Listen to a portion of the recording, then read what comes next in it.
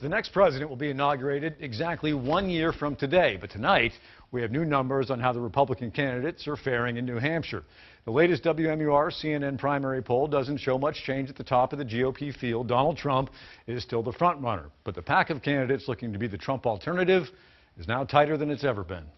Who wins on security, Trump? Who wins at the border, Trump? Who wins on the economy, Trump? At this point, it's not really breaking news to call Donald Trump the Republican frontrunner in New Hampshire, which he is with 34% support.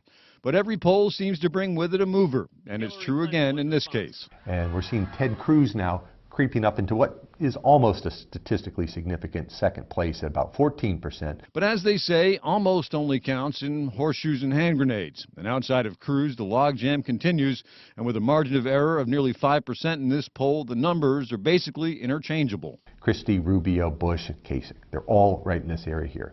That means that you've got Donald Trump and a very tightly gathered field which is waiting for somebody to break out. In terms of favorability, Rubio is the highest in the field at plus 26, but that number has also dipped since December.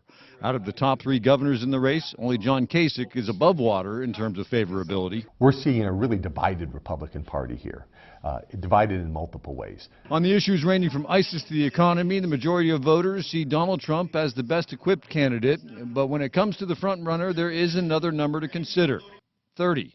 That's the percentage of Republicans who say they won't vote for Trump under any circumstances.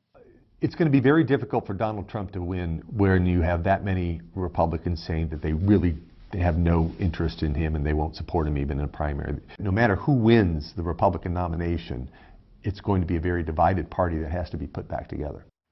And this is a poll that also shows Carly Fiorina and Ben Carson now trailing that pack after both enjoyed a bit of a surge late last year. Even so, keep in mind, 64% of those polled say they have yet to definitively make up their minds.